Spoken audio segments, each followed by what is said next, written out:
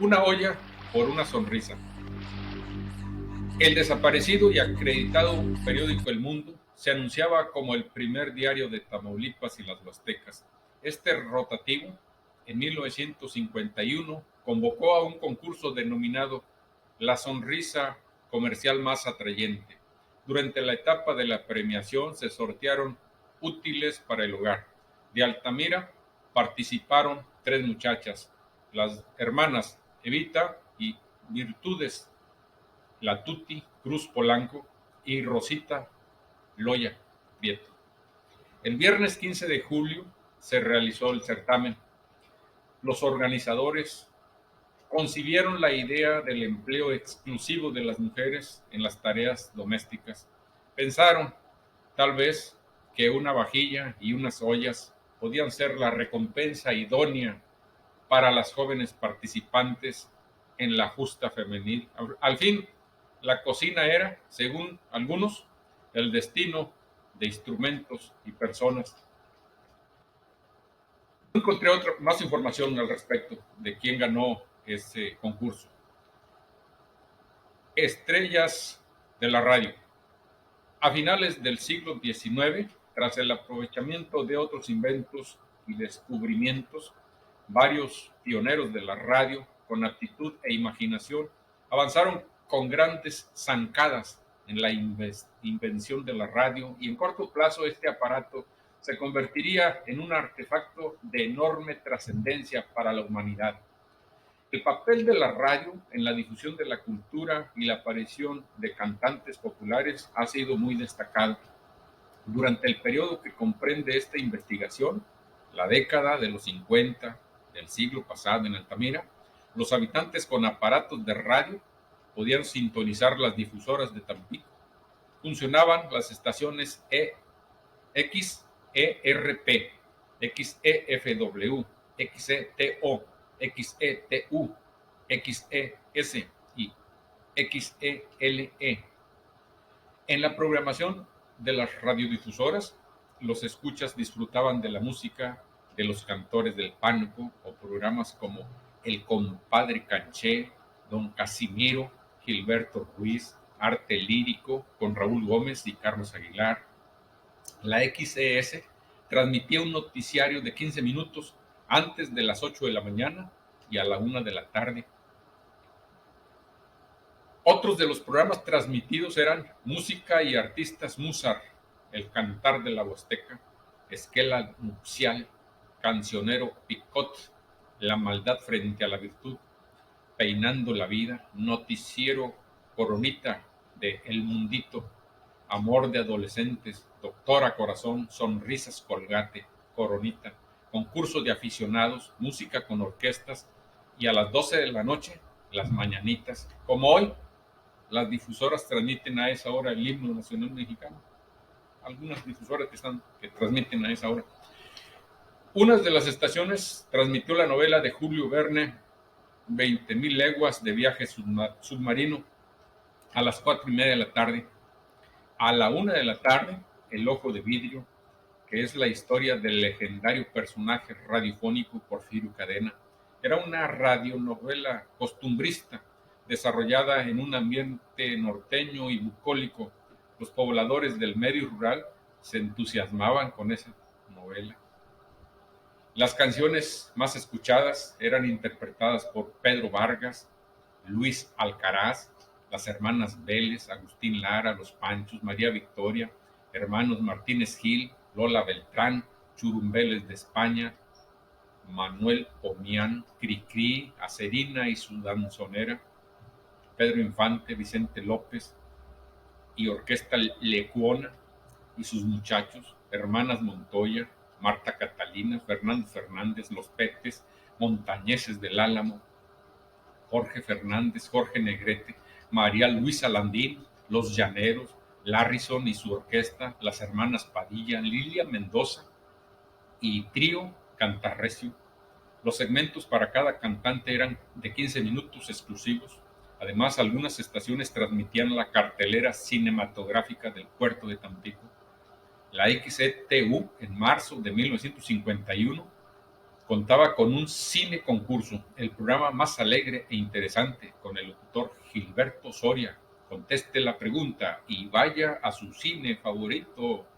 Los ganadores obtenían pases para los cines porteños, Reforma, Encanto, Altamira, Politeama, Isabel, Tampico, Alhambra, Florida y Tamisí. Con el auge petrolero en la región, no es casual que una de las estaciones de radio precisamente significara en sus siglas la radio petrolera, la XERP. La radiodifusora XFW transmitió unos cursos de inglés llamados Escuchen y Hablen. El curso era un programa de la BBC de Londres. El Sol de Tampico publicaba el contenido de los cursos. Consistía en una transcripción de cada enseñanza grabada. En ella, el oyente podía dar seguimiento puntual a cada clase.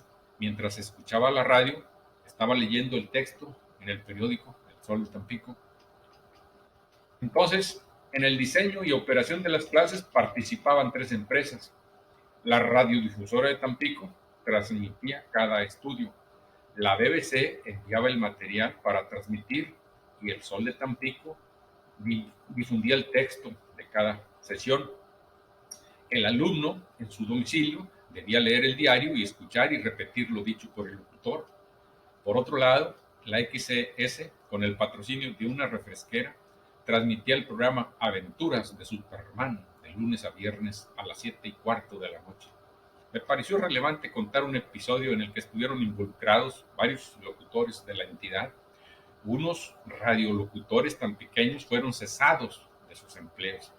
De la XFW, Carlos Enrique Núñez de Cáceres y Roberto Torres Esparza. De la XTO, Carlos Ceja Suárez y Rogelio Hernández Cabrera.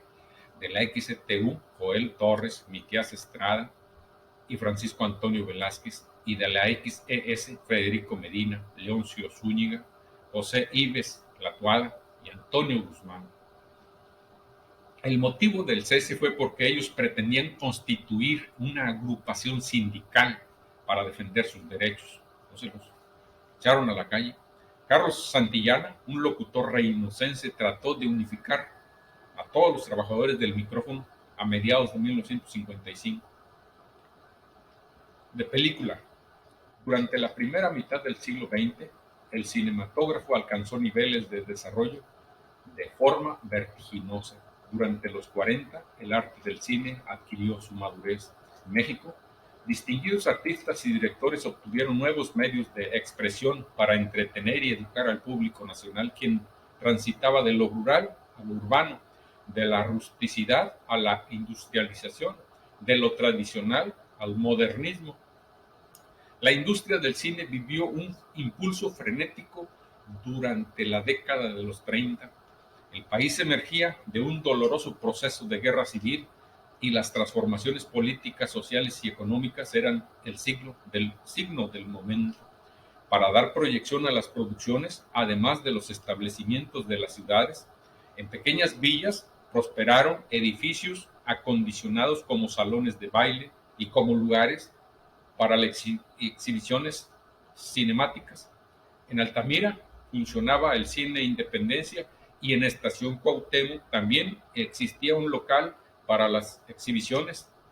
Asimismo, había uno en Estación Colonia. Legión de erotismo. Relacionado con este entretenimiento, resulta de tintes moralistas el siguiente episodio. Sucedió en Estación Cuauhtémoc. Unas escandalizadas madres de familia se quejaron mediante un escrito ante Horacio Terán Sosaya, el gobernador del estado de Tamaulipas. Reclamaron el contenido erótico e inmoral de las películas del cine local. El propietario del negocio, creyéndose alejado de las miradas de la censura, las exhibía después de las 12 de la noche.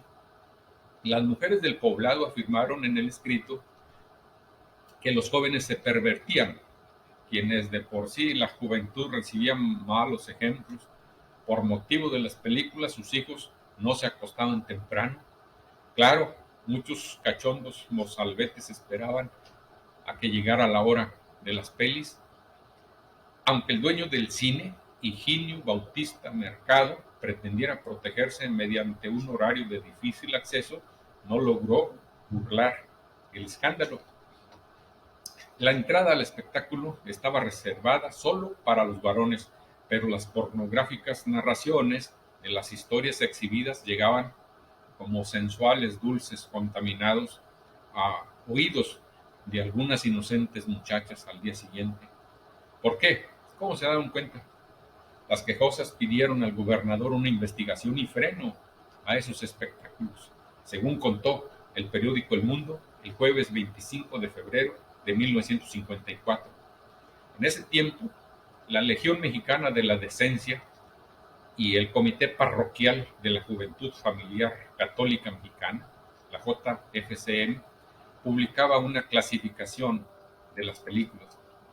El propósito era el de orientar a los espectadores y enterarlos sobre cuáles filmes eran recomendados por la rígida moral cristiana y cuáles estaban proscritos. La clasificación iba por letras. Clasificación A. En la letra A estaban las cintas también llamadas como buenas para todos, todo público.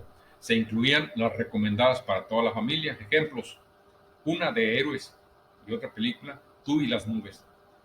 Clasificación B. Esta clasificación se subdividía en tres. La B1 comprendía los temas para jóvenes y adultos. Ejemplos de cintas recomendadas para ellos eran estas: Salto al infierno, Padre contra hijo, Eran cinco hermanos, la película King Kong. Clasificación B1. La clasificación B2, la subdivisión B2 eran proyecciones para mayores, pero adolecían de ciertos inconvenientes: Juan sin miedo, La novia del santo, Un gallo en corral ajeno, Escuela de música. La B3 también era para mayores, pero esta sí, con serios inconvenientes. Las películas, algunos ejemplos de ellas eran Ahí vienen los borrones, Con el diablo en el cuerpo, Las tres noches de Susana, Nerón y Mesalina. Y la clasificación C se separaba en dos vertientes. En la primera vertiente de la C se agrupaban las negadas de verse como Amor en cuatro tiempos, Locura de verano, La culpa de los hombres, Más allá de las lágrimas. Y la segunda clasificación, en la letra C, se conjuntaban los filmes prohibidos por la moral cristiana. Estaban prohibidos Calabacitas tiernas, El pequeño César, El monstruo en la sombra, Yo maté a Juan Charrasqueado. Y las que totalmente quedaban proscritas, las que de plano estaban fuera de toda clasificación, eran aquellas donde la Iglesia Católica ponía especial énfasis en proscribir. Un ejemplo de estas producciones fue la de El joven Juárez, por tendenciosa, según los censores. El cine Alhambra de Tampico exhibía las películas Acapulco y El Suavecito. La primera dirigida por Emilio Fernández con la curvilínea Elsa Aguirre. Un romance como esos que a usted le gusta ver, con mujeres bonitas en traje de baño. Así decía la publicidad. Víctor Parra y Aurora Segura protagonizaron la película El Suavecito. En 1954, la luneta costaba 3 pesos y el sitio en galería, pues, en Gallola, 1 peso 25 centavos. El Cine Reforma pasó este anuncio: grita, grita, hay suspenso en el último minuto, gran estreno solo para adultos, temple sus nervios con esta gran cinta. Esta es una película del director Dick Powell y como actor el nuevo astro Stephen McHale. Con una película fastuosa, apasionante, osada y divertida, fue anunciada Barba Azul, con Cecilia Aubrey y Pierre Brasseur, los protagonistas. Una historia en la que el protagonista asesina a sus 6 esposas hasta que una joven atolondrada decide confrontar a aquel señor admirado por su tez y por su virilidad. Junto a Barba Azul se exhibió Un solo verano de felicidad, premiada en Cannes, Venecia y Berlín, solo adultos. También para adultos de amplio criterio exhibían La reina de Lampa, con Simone Signoret, Serge Reggiani y Claude Duffield. De lo más reciente del cine alemán, con la sensacional revelación de 1953, Vera Molnar, fue presentada la película La bailarina infernal, de aventuras, intrigas y romance. Otros títulos tomados de las páginas de los diarios de la época son los siguientes: El rebozo de soledad, con Arturo de Córdoba, en 1954; Cómo ser un millonario, con Marilyn Monroe, Betty Grable, Lauren Bacall, en CinemaScope. Además, el desfile de la coronación de la reina de Inglaterra era como un documental que se exhibía en los cines.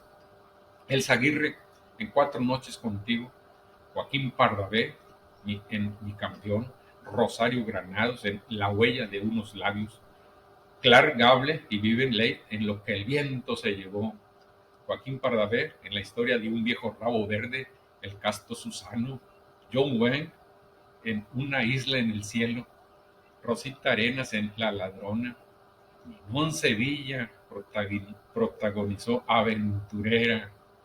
Todas estas películas y muchas otras fueron anunciadas en los periódicos El Mundo y El Sol de Tampico.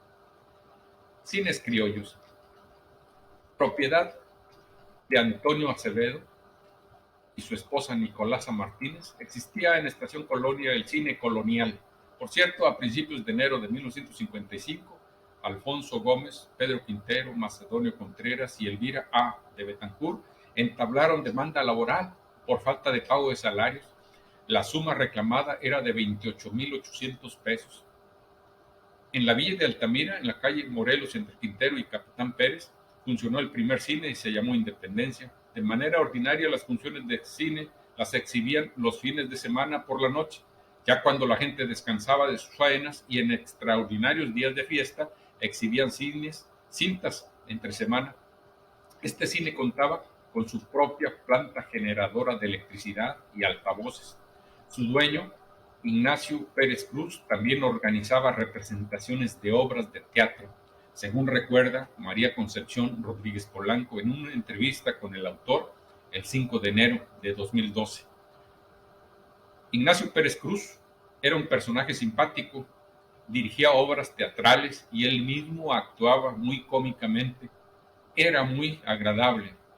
Así me lo contó Felita Aparicio Saucedo.